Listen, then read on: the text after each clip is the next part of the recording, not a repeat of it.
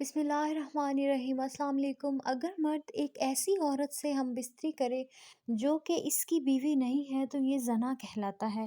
ضروری نہیں کہ ساتھ سونے کو ہی زنا کہتے ہیں، بلکہ چھونا بھی زنا کا ایک حصہ ہے، اور کسی پرائی عورت کو دیکھنا آنکھوں کا زنا ہے۔ زنا کو اسلام میں ایک بہت بڑا گناہ شمار کیا گیا ہے، اور اسلام نے ایسا کرنے والوں کی سزا دنیا میں ہی رکھی ہے، اور مرنے کے بعد اللہ اس کی سخت سزا دیں گے۔ زنا کی سزا کیا ہے اور اس کے بارے میں قرآن و حدیث میں کیا احکامات ہیں، اور ایسی کون سی 3 عورتیں ہیں کہ جن پر زنا کی سزا عائد نہیں ہوتی، اگرچہ ان پر زنا کا جرم ثابت بھی ہو جائے لیکن ان پر شرعی حد لاگو نہیں ہوگی۔ حضرت محمد صلی اللہ علیہ وآلہ وسلم نے فرمایا، مومن ہوتے ہوئے تو کوئی زنا کر ہی نہیں سکتا۔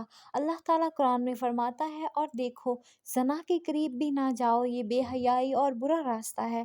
اگر زنا کرنے والے شادی شدہ ہوں تو کھلے میدان میں پتھر مار مار کر مار ڈالا جائے، اور اگر کنوارے ہوں تو 100 کوڑے مارے جائیں۔ بحولہ بخاری شریف۔ آج کل دیکھنے میں آیا ہے کہ اس گناہ میں بہت سے لوگ شامل ہیں، خاص کر کے اس بازار میں جہاں عورتیں اور مرد جاتے ہیں۔ کس کا ہاتھ کسی کو لگ رہا ہے، کہاں لگتا ہے، کچھ معلوم نہیں ہوتا، چاہے لڑکا ہو یا لڑکی، اور پھر اس گناہ کو کرنے کے بعد اپنے دوستوں کو بڑی شان سے سناتے ہیں، بلکہ ان کو بھی ایسا کرنے کی رائے دیتے ہیں۔ اگر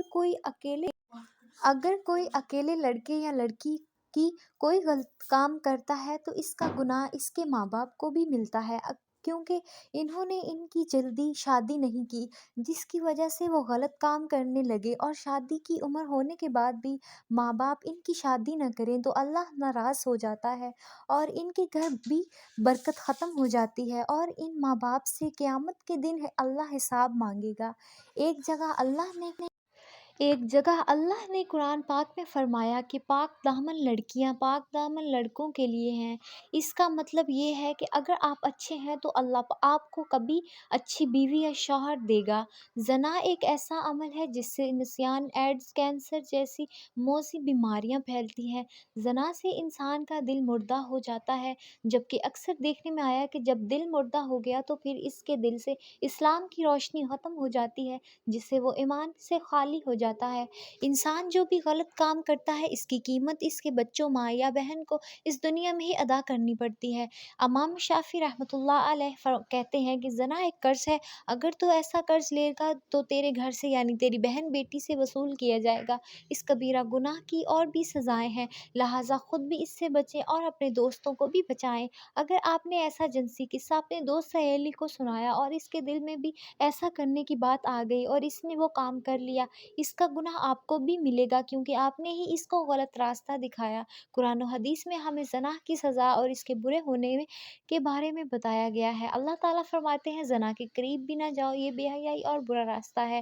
زانیہ اور زانی کو کوڑے مار ہر ایک کو ان دونوں سے 100 کوڑے۔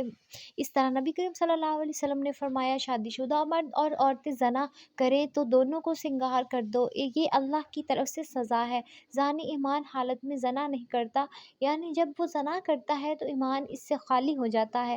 رسول اکرم صلی اللہ علیہ وآلہ وسلم بڑے گناہوں کے بارے میں پوچھا گیا تو آپ صلی اللہ علیہ وسلم نے فرمایا، ہمسائے کی بیوی سے گناہ کرنا بڑے گناہوں میں سے ایک گناہ ہے۔ زنا کرنے والا مسلمان عاقل اور بالغ ہو، جس نے یہ جرم اپنے اختیار سے کیا ہو اور جرم کے لیے اس پر کوئی زبردستی نہ کی گئی ہو۔